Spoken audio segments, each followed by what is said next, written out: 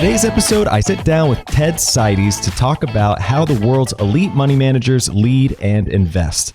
Ted has had an incredible career as an allocator, having started under the tutelage of David Swensen of the Yale Endowment before starting his own multi-billion-dollar alternative investment firm. In this episode, we cover the playbook for chief investment officers of hedge funds or institutions, where retail investors can have an edge, when to and when not to invest in a hedge fund, and we took a deeper dive into his infamous bet with Warren Buffett and what he has learned from his relationship with Warren over the years. It was a privilege to sit down with Ted, and I hope you learn as much as I did. So without further ado, please enjoy my discussion with Ted Seides. Very excited to have you on the show, Ted. Thanks for coming on. Thanks, Trey. Great to be here with you. So a lot of people might know this, but you started out working for David Swensen at the Yale Endowment, and obviously he's kind of a titan in the industry. So I have to ask, how did that shape your investing style to date? Well, I had the opportunity to learn a lot of good lessons before I learned bad ones. So I think a lot of investors that get passionate about the business start on their own, and they read things and they learn from their mistakes, and that's great. It's even better if you can start without any prior knowledge, working for someone who already has a lot of things figured out. And that was my formative education in investing. I worked for David for 5 years and learned everything I knew about that particular process of investing, which is different from picking stocks. It's picking managers and asset allocation. And he's a remarkable investor and a remarkable teacher. And I was just fortunate to have that experience right out of college. And Yale in general, I think you say in your book, they're only about 10% even allocated to something like US stocks, right? So it's a very broad portfolio. And is that something that kind of shaped your approach to date as well? The way I describe it is I learned what a hedge fund was the same day I learned what a stock was. So if you don't have a bias, most people come into a seat like that, even David did, with a particular set of experiences, a particular set of beliefs about how either investing works or certain asset classes or styles work, and then they grow from there. I came at it with a clean slate, and I was taught these first principles of equity orientation and diversification, and how just owning US equities is not a diversified equity portfolio. So those were just fundamental beliefs that I learned. And so I did adopt a lot of that as, for me, just first principle common knowledge. And that was before David wrote his book. By the time he wrote his seminal work in 2000, I knew what was coming on the next page because I had lived it alongside of him for a long time. So you just touched on how his approach was very much based around finding managers underneath him, which I know is kind of the same career path you've now taken. So what was the key principle you took as far as approaching allocating to different managers? It starts with the seat, the particular seat or the particular pool of capital. So if you think about a seat like Yale or any other endowment or foundation or pension fund, in the institutional market, there are large dollars at work, but they tend not to be very highly resourced teams. You don't have 200 investment professionals. Even at Yale, which is one of the bigger ones, there might be 20. And they're trying to cover the world across asset classes. So you could think about different ways you might want to pursue that. One is you could say, okay, we'll have one person focused on being the best US equity stock picker. And let's have another person just focused on emerging market equities, and another in venture capital, and another in leveraged buyouts. Oh, by the way, and another in China. And then you have to say, are each of those people going to be able to compete with the entire rest of the world? Or is the person sitting in New Haven picking stocks in China going to be able to compete with someone on the ground who has a full team of people in Asia? Probably not. And so one of those first premises is, rather than try to compete with the very best people in the world across disciplines, go try to find them. Develop expertise in how you find them, how you partner with them, how you structure those partnerships. And that was a particular style of investing that David pursued and that I learned from an early age. It is very different. The science part of it, the art is probably more similar. The science of that compared to the science of doing stock research is completely different. But they're both viable. They're both disciplines that work. It's just a question of how you want to pursue it. And for me personally, I thought when I left, I wanted to pick stocks. And I did that for a little while. And what I found was I didn't enjoy the business analysis as much as I enjoyed the strategy and the assessment of people that went into picking managers. And so I went back to that after a few years. So having spent so much time around David, what would you say his superpower is? All the great investors that lead the way, there are a lot that follow and do their own thing, have this interesting hybrid of an independent streak and just intelligence and being able to see around corners. And David is all of that. He has incredible temperament in his investing, incredible ability to show up every day with a perpetual time horizon and act accordingly, which very few people can do. And he, more than almost anyone else that I've ever met, the only other person that was close was his longtime number 2, Dean Takahashi. They could just sit down with a money manager in any strategy, in any asset class, and see right through them to the underlying assets they owned and have a view on whether that portfolio was likely to do well and fit in with the strategy. They're just exceptionally talented people and investors. He's sort of the classic 5-tool player. He's clearly a great writer and a communicator. He's a great thinker. And he just is one of these people that can think through what the next important aspect of their investment program is. And maybe that's a strategy. Maybe it's a particular set of assets. Maybe it's something in structure. Maybe it's something in style. But he always had the next thing to focus on that became important that would drive returns. Well, one thing I learned out of your new book is that it seems that everyone has a boss, right? Even CIOs, they seem to be somewhat constrained by the boards that they report to. And even, I'm sure David is even no exception. So I'm curious, who is really at the top of the allocator food chain? The CIO of an end owner of capital is probably as close as you can come. The top of the food chain is always the person who owns the money. So if it is a very wealthy individual, and they don't really have to report to anybody. But on the institutional side, the CIOs are very close to the top, but invariably it's not their money. It may be the institution's money. So they'll be reporting to someone that is a committee or a board that will ultimately be responsible for the performance of the assets, even more than the CIO. So in Yale's case, just to use that example, Yale has an investment committee, which is a subset of the Yale Corporation. And in fact, the investment committee makes every investment decision. David and his team make recommendations to that committee, but the committee is responsible for the decisions. In that particular case, after 35 years of the best performance in the world, it's highly likely that the committee would agree with all of David's recommendations. But he's earned that trust over a long period of time. It's more common that a CIO will have a lot of say, but there'll be a fair amount of back and forth between them and the members of the committee in the process of getting to an investment decision, sometimes even at the manager level. The last question I'll ask about David is just around his coaching style, because I know you've also taken this role as a coach and leader and mentor. And I imagine when you're allocating to different managers, that's a big part of the job and the superpower that comes with it. So did you take anything away from his style, and did it affect the way you operate today? I mean, I hope I took every little bit that I could in 5 years. The way David operated, there wasn't training. It was all by osmosis, and it's a small team. So there were a couple different things that would happen. One is you'd be in meetings with him. You'd see what questions he would ask, how he would ask them. And then all the investment recommendations got written up in very long, very detailed memos. And he edited every word of every memo. And so I learned to write from David, not at college. And I probably wrote 1,000 pages of memos in 5 years for the investment committee. So I think all of those disciplines go into an environment where you can't help but learn what he's teaching. The other thing I would say about him that's different from others is he's very black and white in how he thinks. He really does make the decisions of what gets recommended. It's not a group decision process, and he happens to be right almost all the time. So if he were someone that were the 51% right, it might be hard to figure out, what's the process that's going into that decision. But you see this repeated pattern of great thought processing, great ideas. And so it's just an incredible place to learn, because you can suck all that up before you really, for me, before I really had any opinions of my own.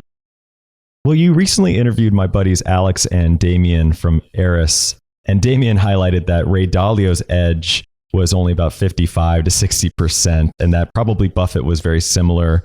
And I don't know about David, sounds like he might even be better than that. But given that investing is all about having an edge and that these guys are obviously superstars and the best in the world, what chance do us as mere mortals, as retail investors, have to compete? Well, I don't think you want to compete on the same playing grounds. A big part of Yale's edge, independent of David, or what David's built for Yale, it comes from a network of relationships that are very hard, if not impossible, to replicate. So you could think about investing with the best venture capitalists in the world, the benchmark capitals of the world, the Sequoias of the world. I can't do that. You can't do that. Yale can do that, and they'll do that as much as they can. And so I think what you can take away from it is not so much exactly how Yale does it, but what are some of the inputs that are repeatable for any investment process? And those include being very rigorous about what you're trying to accomplish, what the purpose is of your capital, understanding what your own biases are that you bring to the table, and then being very disciplined and consistent in exercising that set of beliefs towards investing. That can be very, very different for different people and individuals, but the structure of how you go about it and the consistency that you stay to that structure ultimately is a lot more important sometimes than the individual decision of should I buy that stock or this other stock. And so there are lessons in how David invests at Yale that are very broadly applicable. Competing with them on their playing field is not one of them. Well, speaking of sticking with a certain style, you also highlight in the book that a traditional 60-40 portfolio of stocks and bonds is really unlikely to keep up with spending needs. So should the retail investor reconsider that type of structure for their own portfolio? And is there something they can adopt from the CIO playbook? I think so. I'm not big on making market predictions because I believe very, very deeply that nobody knows what will happen in markets, good or bad. But there are times where, generally speaking, you could look out and say, how are assets priced to deliver over a long period of time? And we happen to be at one of those times. It's not hard to look at the 10-year now rising to the lofty rate of 1.5% and say, you have to be kidding yourself if you think you're going to make more than 1.5% over the next 10 years. It's possible. Rates could go down, they could go to zero, and you could get capital appreciation just like we've had for the last 30 years. But that doesn't seem likely. And stocks trading where they are, you can make all kinds of cases for what you want about technology stocks and new paradigms, and we've seen all that before. But the pricing of stocks, particularly after the stimulus, is high. And so, generally speaking, you could invert the price of a stock to an earnings yield and think about what the growth of the economy is going to be on top of that. And you get to a number that is not that high. And so if you have just sort of common sense and you look at that and you say, well, particularly for institutions are a good proxy for individuals, that there is some rate of return that people need to meet their spending needs. That's more defined for institutions often than individuals, in absent of a good financial planner and a whole path that brings them to where they need to go. But no matter who you are, it's unlikely that investing so that you can make 3 or 4% is going to get people the growth that they want in their portfolios. And so that lends itself to asking the question, what else should you do? And there are lots of opportunities, increasingly so, to diversify away from US stocks and US bonds that are reasonable and available to individuals that didn't used to be in the past. We have this proliferation of ETFs, so people can make whatever sub-market bet that they want to in a cost-efficient way if they don't want to pick stocks. We have the whole cryptocurrency ecosystem, and that's kind of an interesting possibility of a way to hedge against fiat money debasement. Harder to access the private markets for sure, but even then, you have public companies like Blackstone and KKR, and you can own a piece of the business in addition to what they're doing. You have hedge funds like Pershing Square and Third Point that have listed vehicles that trade at discounts in Europe. So there are ways of getting access to high quality opportunities that are somewhat similar to what some of the institutions do, and definitely diversify away from just owning the market. One thing I think that particularly lacks in retail investment is risk management. So talk to us a little bit why you think risk management is as much art as it is science.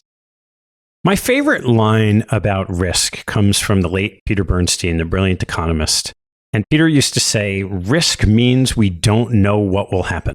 And if you really internalize that, it's pretty profound, because he's not saying, hey, yeah, we don't know what's going to happen. But what he used to say on top of that is, we don't know what will happen, even if we think we do, that the probability distribution of outcomes is really wide. And so in any investment strategy, you could think about what could go wrong And then you know that the thing that's likely to go wrong, you haven't thought of yet. And maybe it was knowable and you didn't get there, or maybe it just wasn't knowable. And so part of the idea of risk management is to have a deep understanding of how much can you lose and still stay in the game and not get shaken out of the position or the posturing that you have that's likely to reach your long-term objectives. And that sounds super simple. I just went through this example 2 weeks ago. So I own a portfolio of SPACs in the public market, and that's a whole investment thesis I could work through. And it has a very finite known downside. These things have $10 of cash sitting in a trust. And yet when the portfolio SPACs as a group traded off about 20%, I didn't have SPACs that were more than, call it $10.60. But when that 1060 went down to 10 across the board, I even felt myself with butterflies in my stomach saying, wait, maybe I was wrong. Maybe this is a bad investment. I shouldn't have done this. Oh, by the way, I took more risk by owning some warrants. Well, those things really got killed. And that was a tiny tremor after a long period in markets of muted volatility and everything seems great. Now, I know I've read all the books about behavioral finance. I've talked to a lot of the experts. It still happens to me. So that real question of how do you prepare for the time when risk plays out, right? Risk is not upside. People call that performance, upside volatility. It's hard and it's behavioral and emotionally based. And we're all wired to kind of get shaken out of the position. So you have to live through that a number of times to understand what is your quote unquote risk tolerance, which then determines how much, call it, risk you have in place in any given portfolio. And we can read all this. Howard Marks writes brilliantly about this, about cycles, and we know this, and greed and fear, and all of that's true. It's completely different from the moment when it affects you. And that's what every individual has to figure out for themselves, so that why they're investing, the purpose of that capital, what they're trying to grow that money to over time doesn't get affected by that one moment when they shouldn't be touching anything. Or as I like to say, that moment where you have to remind yourself, don't just do something, sit there. I love that quote. So on the flip side of that, obviously these money managers are not immune to this bias either. So as you just kind of highlighted there, so if I'm a retail investor and I say, you know what, I actually just want someone else to manage this, but know that they're susceptible, what have you seen be put in place to kind of help manage that for allocators?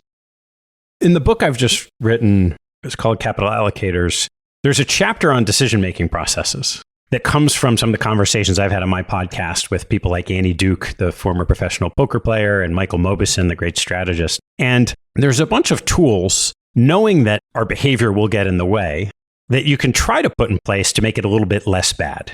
And most of those have to do with being in a decision-making group where people hold each other accountable. So there are lots of things I walk through in that chapter about how do you structure that group? How does that group conduct themselves? How should they be thinking?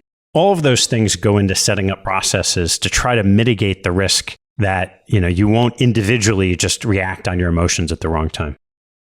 So at what stage, maybe it's a certain amount of capital or what have you, should an individual consider investing in something like a hedge fund, which you know all about? You've written the book on it. Well, I am now an individual investor. For 20 years, I was not. I was an institutional investor, mostly overseeing non-taxable money. And with one exception that I'll describe, I do not invest in hedge funds because they are relatively tax inefficient. And I don't think that in most instances, hedge funds will let me get to what I'm trying to achieve with the capital. The exception to that are in retirement accounts. So I am on the cusp of making my first hedge fund investment in 5 years. It is in a portfolio of biotech-related hedge funds, but it's in a retirement account, so I don't have to worry about the tax consequences. Interesting. How available are hedge funds to retail investors, in your opinion? They're not particularly available, and certainly not the ones you'd likely want access to. There are some alternative, they call them liquid alternative products that are okay. Blackstone has one that's a fund of funds. But what I would tell you from looking at that and knowing that organization, which is they're really quite good at investing in hedge funds, are the largest in the world, what they're able to put in that liquid product is not the best stuff. The place where you can get around it, I had mentioned earlier, there are certain hedge fund managers who have listed vehicles, mostly not in the US, but Bill Ackman, my largest holding is Pershing Square Holdings, which is Bill Ackman's fund with some leverage because he doesn't have to worry about liquidity, trading at a discount, and he buys back shares. I mean, it's a very attractive, broad opportunity. So there are some, but for every Bill, there are 40 or 50 other incredibly talented hedge funds that, generally speaking, individual investors do not have access to. And that's okay. There's a large world of investment opportunities. They don't need to access everything. It's interesting. I noticed that Seth Klarman also holds a large position of Pershing Square. So even someone, as established as he is investing in Bill. Very cool. I just want to touch on the hedge fund fees involved. And I love this quote in your book by Rahul Mudgal that says, if you pay peanuts, you get monkeys. What level of fees, though, do you consider to be appropriate?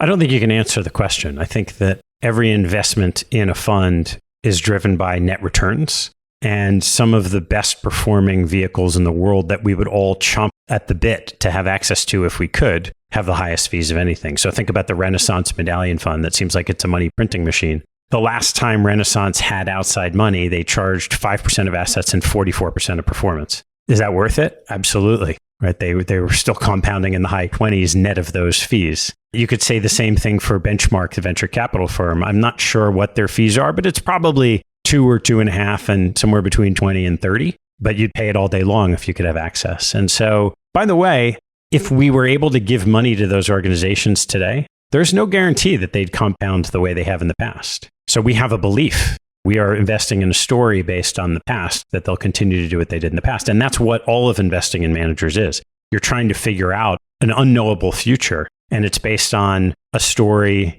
that you've made up, a narrative in Bob Shiller's words, an economic narrative of what you think will happen. And so it's very easy to say, oh, I know I'm paying those fees and those fees are too high. But if you can't access that opportunity any other way, and you have a sense of what you think that manager will deliver net of those fees, you may well be willing to pay it. And the market tells you right now, for any particular manager, because they're different, what the fee is. It's a matching of supply and demand. And so one of the funny things I found in my hedge fund years is that you'd have a lot of institutions that would give lip service to fees being too high and would go as far as to bring other institutions together to write papers, like white papers, saying, this is what we think the optimal fee structure should be. And then they would go around that group and go invest in the next new hot fund that had none of the terms that they had espoused as the quote unquote right thing to do. So there is no consortium that could say, we think fees are too high, they're lower. It really is a question of how much people are willing to pay to access certain talent. And so the market tells you what those rates are at any point in time, and they can change. But by and large, hedge fund portfolios have delivered on expectations for the institutions that have invested in. Will you highlight another interesting quote from Michael Batnick in your new book that says, there are limits to value investing. Ben Graham got crushed in the Depression. He just couldn't resist the values. He went in early and got destroyed.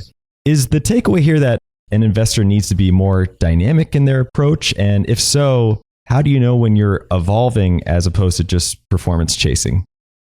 So I think the message in that is that the classic Keynes line, the market can stay irrational longer than you can stay solvent. Many people, including Dave Swensen, are die-in-the-wool value investors. They have a belief, and these days it's more well articulated based on behavior and why value stocks are systematically cheaper. And you could look past at history and say value outperforms. What you find, though, is that except for the rare instances where you're dealing with the ultimate asset owner or someone like David who effectively speaks for the asset owner, almost everyone, including institutions, don't have an infinite time horizon to be in their own seat. And as Andy Golden said, who's the head of Princeton's endowment on my podcast, to finish first, you first have to finish. So the lesson of what Michael was talking about with Ben Graham is that value can be out of favor for so long that even if you're right over 20 years, if you only have 10, it doesn't matter. And it's one of the big lessons that I took away from my own investing and what I did for my clients in my years at Protégé that was different from Yale, which is I always preferred balance on style. In any way that I felt like there was some belief that could go wrong, even if you were ultimately right, for longer than was comfortable for your clients. Because your risk tolerance, my risk tolerance isn't my own risk tolerance when I'm managing money for other people. It's the shorter of mine and my clients. And so value investing may work over the long term, but you could look at what's happening right now to AQR as they're bleeding assets because they've been wrong or their style's been out of favor for too long for their clients to withstand it. And so that's my takeaway from that. Isn't so much about performance chasing. It's really more about understanding that investing isn't just what do you do with the money. It's what do you do with the money? Who are you doing it for?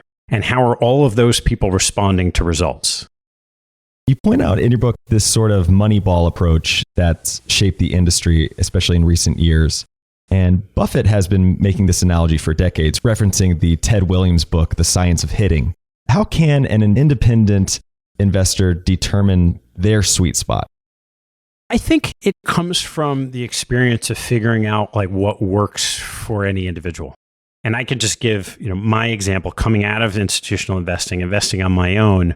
There are a lot of things I thought would work. So for many, many years, when I was managing outside capital, I couldn't pick stocks. We did not allow it because we were concerned about potential conflicts, even though we were picking portfolios of managers. So when I left for the first time, in 15 years, I could pick stocks again. And I knew a lot of great managers and I knew some of their positions. I said, this is amazing. I'd watch, and if something sold off, I would buy it. But I never knew enough to know when to sell it. And what I learned quickly was as soon as there was a tremor, I would get nervous. And I quickly changed that strategy. And over time for me, got back to saying, you know what, my real comfort zone where I know I'm a good investor is when I'm investing in a fund and I know why I'm there and I know what the signposts are to make changes. And that's my sweet spot. For somebody else, it could be a value type situation. It could be a stock that they know people who own it and it gets beaten up and they love buying it when it gets beaten up. For other people, it could be momentum investing. It could be GameStop on Reddit. That could work for someone as long as they understand that is the pitch that they're hitting. So in the analogy you used, Ted Williams had a particular spot. He had mapped this out in the strike zone. I don't remember what it was, but I kind of feel like it was high in the strike zone. But somebody else might be a low ball hitter. Someone might be an inside ball hitter. Someone might like ball out over the plate.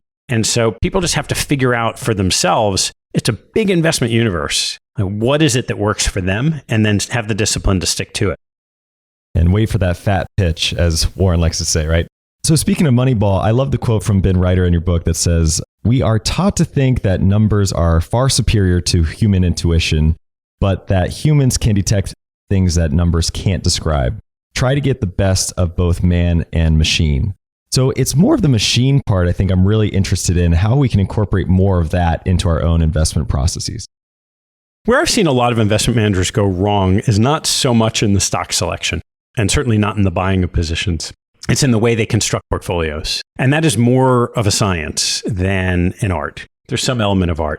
And so there's only really two ways that makes sense. One is that people believe they're stock pickers, and they don't necessarily believe in their own ability to weight positions. And so they just equally weight their portfolios. Maybe they rebalance every so often and they let things go.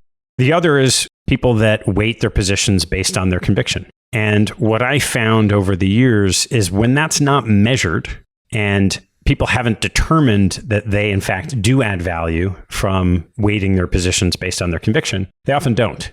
They often would have been better off just equally weighting positions. And there's a lot of reasons why, or hypotheses why you could make that case, right? People don't know positions equally. Their attention drifts in different ways. Stock prices move around, and it's a multivariate equation to optimize what you think your price target and downside would be as stocks are moving around. But when portfolio managers, either from conviction weighting or equal weighting, kind of flutter back and forth, they end up losing a lot of money relative to their own idea generation because of the lack of rigor in their portfolio construction. And that's one of the ways you've seen kind of the science come into investing. And you see it most pronounced in certain hedge funds, particularly the platform multi-manager hedge funds, places like Citadel and Point72 and Millennium, that are very rigorous about portfolio construction and risk management. And what they're trying to do is get the stock selection alpha, or the ability of their portfolio managers to pick good stocks over what's available over the market, to allow that to speak and not let portfolio construction get in the way. But certainly when you talk to individual investors, they don't often think nearly as deeply about their portfolio construction as they do about their individual positions. Well, all of these quotes I've been referencing so far are from your new book, Capital Allocators, and it's a great book. I highly recommend it. But I did also touch on the fact that you wrote the book on hedge funds as well. It has another great name called So You Want to Start a Hedge Fund. And I think a lot of our listeners probably have at least thought about starting a hedge fund, myself included, right? So can you kind of distill down to us the premise of that book and what drove you to write it? So my years at Protégé Partners, Protégé was a hedge fund of funds that invested in early stage funds and also seeded new funds. So I spent 14 years regularly evaluating and investing in startup hedge funds. And what I found from doing that was that there was a series of mistakes that portfolio managers consistently make, but they never know they're making it because it's always the first time for them. And so I put that all in the book. And I mean, if there are a couple takeaways, I think it's that people just need to first understand what they're going into as it relates to a business and in an industry that they're entering. And it always, particularly with equity-related managers, it always surprised me how rarely someone who says, oh, I want to go start a hedge fund, and in that hedge fund, they're going to analyze stocks and buy some to go long and short others. They haven't really for a second thought about what is the hedge fund industry? What is the structure of the industry? Is this a good business? What is my place in it? What is my competitive advantage? Would I go long my stock or would I go short my stock? And some of what's happened over the years, and some of the people who read that book said, oh boy, this is pretty sobering. So some of what's happened over the years is that the industry matured. And in any industry that matures, there's much less of a demand for new products. And you get more concentrated. So the bigger hedge funds get bigger. And it gets harder and harder for a new product to come in because there isn't necessarily that much differentiation. So it is a difficult landscape to enter. And part of the reason I wrote the book was, in spite of that, it's an incredible adventure for someone who is deeply passionate about investing and wants to give it a shot. As long as they understand the base rate and the challenges and the difficult probability of success. But to do it and to succeed, you don't really have a lot of degrees of freedom. You really have to do things the right way. And some of those lessons can be taught quite easily. And so I took 25 or 30 of those stories from actual hedge funds, put them into a bunch of case studies, and put it together in a book that's now, I guess, 5 years ago. Well, Ted, last time you were on our show, we talked about your infamous bet with Warren Buffett. And you're never going to live this down, right? But the long story short is that you lost the bet. But it's interesting to note that you would have made the same decisions looking back, I've heard you say. And essentially, the bet was a basket of hedge funds versus the S&P 500 over a decade. And if you want to learn more about the bet and Ted's experience, you can definitely go back and check out episode 170, where he highlights it in detail. So we're not going to go through the whole story here. But what I'm curious about is that since the S&P performance was essentially tied to the Fed's intervention, I'm wondering why the hedge funds didn't benefit in the same way. And of course, by definition, they're hedge funds, right? They're hedging if there's right. But why didn't they also get a boost from that? Well, let's start with that premise. So if the premise is right, which I would agree with, that the Fed coming in 2009 strongly boosted the market, flooded capital into the market. So the S&P had a big run. And the question is, why didn't hedge funds benefit as much? And I think you hit the nail on the head, which is by definition, hedge funds are hedged. So the degree of risk, the degree of market exposure that they would have to those rising markets is much less than the S&P. So it's not that they didn't benefit. In fact, they did. And after a difficult 2008 for the market, and certainly for hedge funds to a lesser extent, both recovered. And that was part of it. There are a bunch of other interesting dynamics as well, which is you could make the case that it wasn't just the Fed, it was central banks around the world to some extent that lowered rates. And so all equity markets went up. But it turned out that if the benchmark for the bet was the Morgan Stanley World Index instead of the S&P 500, the bet would have been pretty much a wash. And that's in spite of a pretty challenging performance for a bunch of reasons from hedge funds, definitely disappointing relative to expectations, including mine. But just the gap in the S&P from markets around the world was so wide during those, call it 8.5 years after mid-09, that that in and of itself was a big determinant in the bet. And the hedge funds invested globally. So you did have exposure, that underlying market exposure was much more global than the S&P 500. Well, regardless, one of the biggest winnings, it seems, that from this bet was that you got to spend a lot of time with Warren. And I know that when I had dinner with Warren once, I had prepared one question in advance. And I think I blew it looking back. It was something about the efficient market hypothesis and whether it's still, value investing is still relevant, and something he's probably been asked 100 times. But I'm curious, when you walked into that room thinking about, about to sit down with him, had you prepared a question of your own? The first time I sat down with him, I hadn't. I had some ideas of things I wanted to talk about, most of which were non-investing, and we got to those. But I will tell you a story that echoes yours. So a number of years ago, I brought Patrick O'Shaughnessy and Brent Beshore out with me and we had dinner with Warren and Todd Combs. I think Tracy Britt may have been there as well. Tracy Britt, cool. And before we went to the dinner, Brent had a list of questions. And he said, okay, we're going to have dinner. It's really your dinner. Let's make sure that, I'm not going to monopolize this time. And Patrick had a few questions. And I said to Brent, you better pick one or two because you don't want to get frustrated. And, we went into that dinner. And I remember going to the bathroom. When I came back, there was this full-on conversation about Notre Dame football. And then it went into something else. And you could see after about a half hour, Brent's ears were sort of smoking because he wasn't remotely close to being around the subject matter where he was going to ask his questions. He eventually did get to it, and it was terrific. But I would agree with you. Warren he's such a polymath. He's so entertaining to be around. And yeah, you can go in and ask the questions you want, but I always find conversations are much more enjoyable when they're somewhat free-flowing and they go wherever they go. I'm just curious, after all of those experiences, is there a longer lasting impression that he's made on you or something that you could really grab onto? I think there are a lot of little nuggets. So much of what he says is in the public domain. And so there are little stories and you pick up, more anecdotes than lessons, I think, privately. The biggest takeaway I had from when I first met him, and then it's been consistent all the way through, is that he's the real deal. And what I mean by that is we all know he's compounded capital in an incredible way, but he really is a humble Midwestern guy and remarkably humble for what he's accomplished. And he's put himself out in public to teach people. And over the years, we've all seen critics say, oh, he's hypocritical because he's investing in, energy, but saying that, the environment should be cleaner. Whatever it is, there's always a litany of things where people come down on him. And, life isn't so clear cut ever. It's never so clean. But what I would say from having spent a fair amount of time with him is he really is the person that he presents. He's just a wonderful, brilliant human being. Well, one reason I was especially excited to ask you that question was because you've made a career in allocating capital to money managers, right? So you are, of anyone I know, very attuned to what makes a great manager. And you've interviewed hundreds, if not thousands of people to manage money.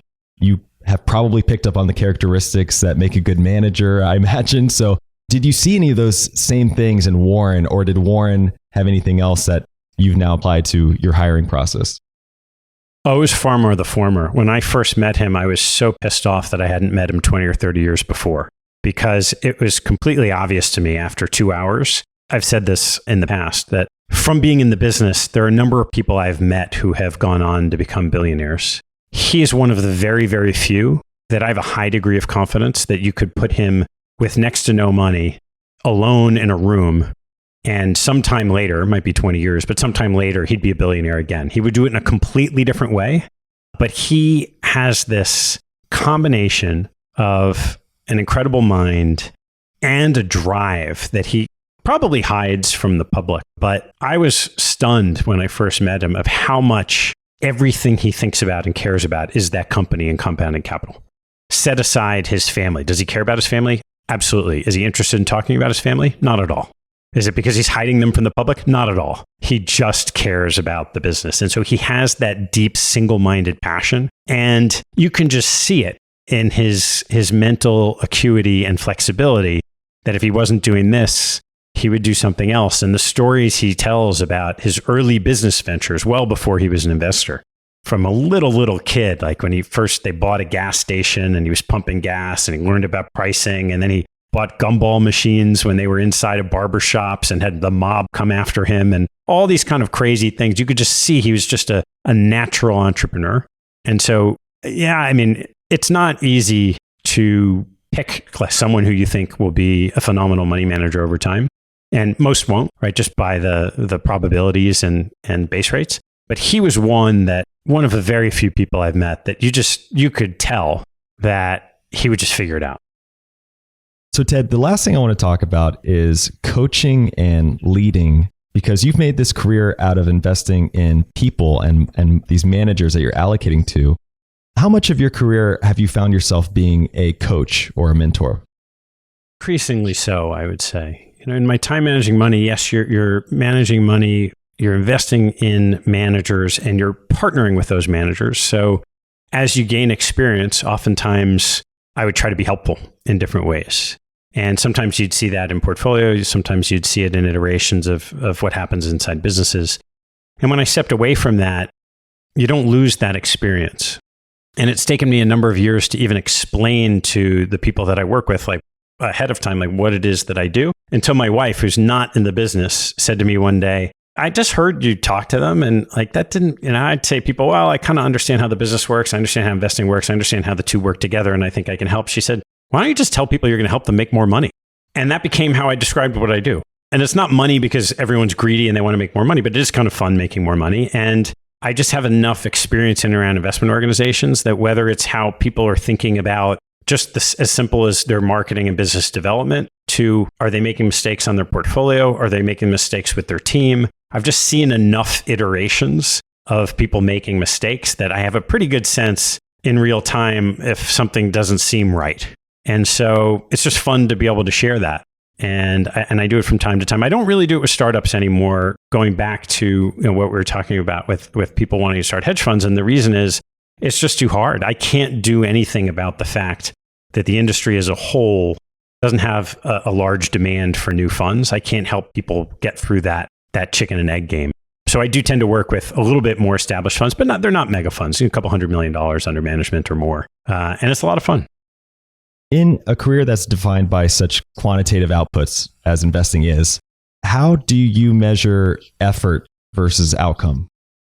Well, I'd refer to as process over outcome. Effort is certainly part of the process, but sometimes the best inputs are not from the most effort. Right? People say they get their best ideas in the shower or something like that, and it doesn't mean because they're working harder in that moment. So assessing process is incredibly important, and it starts with an articulation, which again, I have a whole chapter in the book about this, about what is that process? And it's not rocket science, what it is. How do people find their investment ideas? How does a CIO find their investment ideas? And if you talk to enough of them, you realize there's a pretty set way that they go about prioritizing what comes in the door. How do they go through that process before they're interviewing managers of what they're going to learn and what do they know? What are they trying to find out? What kinds of questions do they ask in those meetings? What kind of work do they do afterwards? And how do they monitor the managers that are in that portfolios? And so I dedicated a whole chapter to how does that whole investment process work? All of that has to do with the process. There is a part of the process that comes from thinking about the outputs of the managers you invest in and the quantitative assessments that go into that and the qualitative assessments that go into that and what's important. And that's a big part of, how I spent 2 decades investing. And so I tried to share some of that in the book, and it's not easy to distill in a quick answer.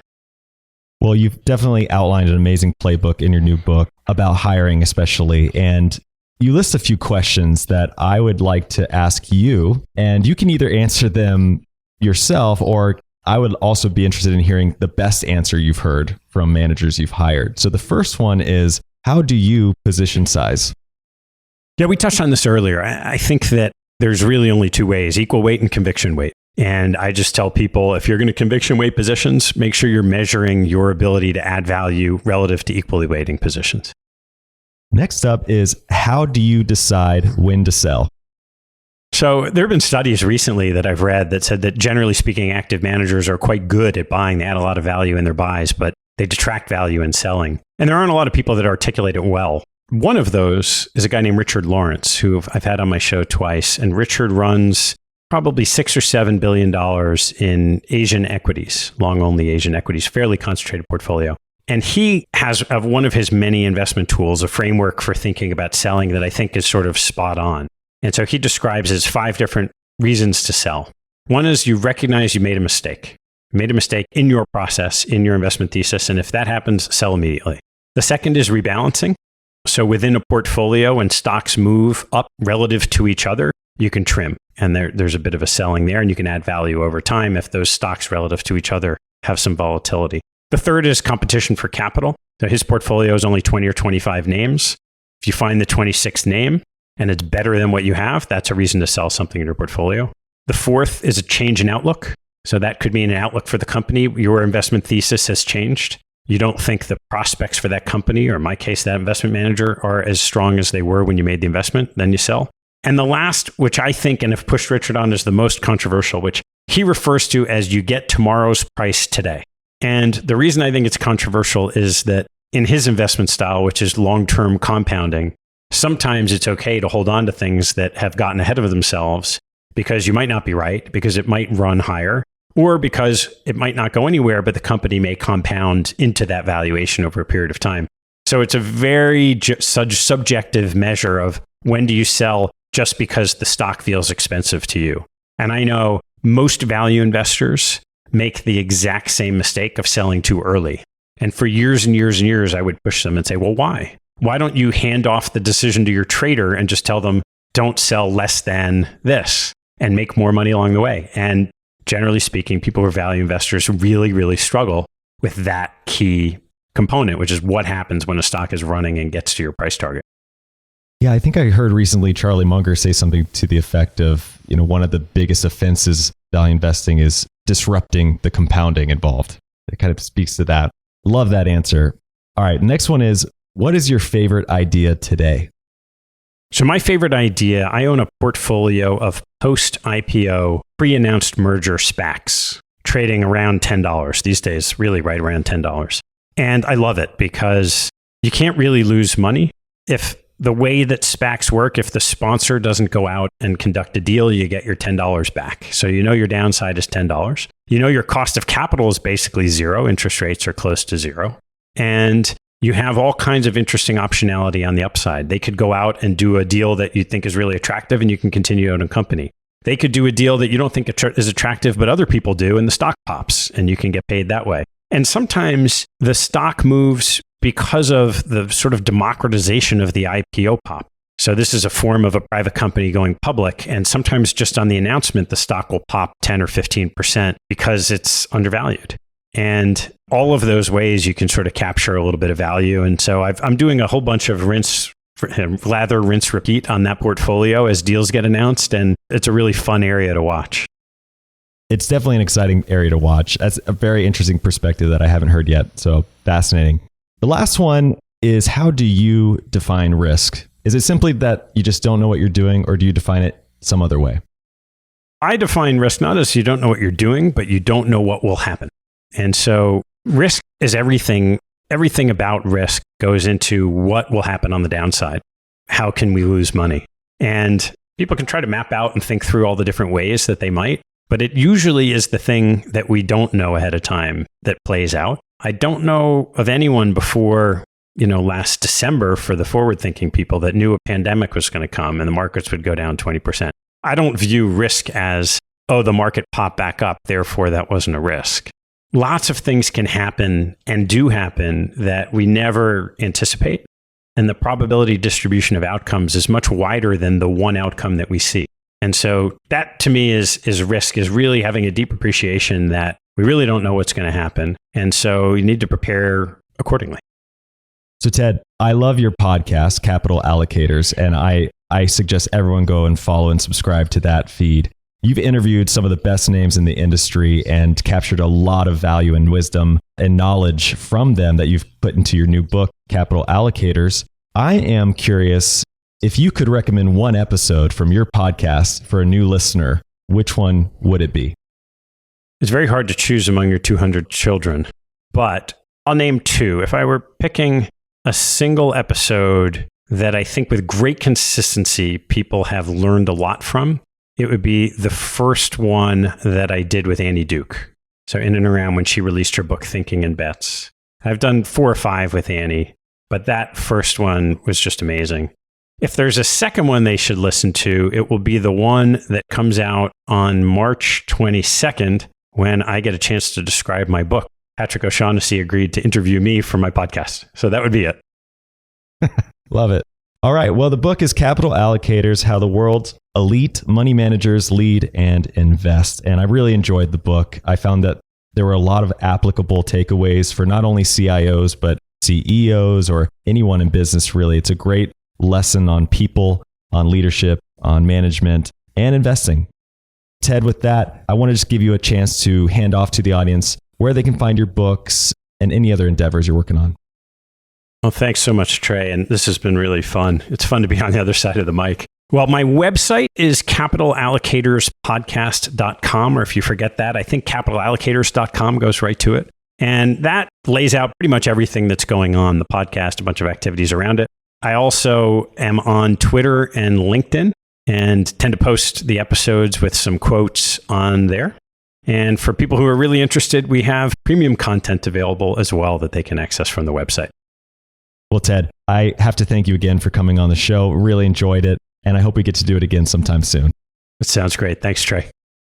All right, everybody. That's all we had for you this week. If you're loving the show, don't forget to subscribe to the feed in your app so you get these episodes automatically every week. And while you're at it, go check out theinvestorspodcast.com and be sure to look into our TIP finance tool. This is the dream tool I've been looking for years, and it's finally available on our website. Incredibly intuitive and a real game changer. And lastly, don't forget to follow me on Twitter at Trey Lockerbie. Give me a shout, give me some feedback, and let's be friends. All right, with that, we'll see you again next week. Thank you for listening to TIP. Make sure to subscribe to Millennial Investing by the Investors Podcast Network and learn how to achieve financial independence. To access our show notes, transcripts, or courses, go to theinvestorspodcast.com. This show is for entertainment purposes only. Before making any decision, consult a professional. This show is copyrighted by the Investors Podcast Network. Written permission must be granted before syndication or rebroadcasting. Thanks for watching. Make sure to subscribe and hit that notification bell so you don't miss out on the next podcast episode and new investing resources. What are your takeaways and thoughts on this discussion? Let us know in the comments section below.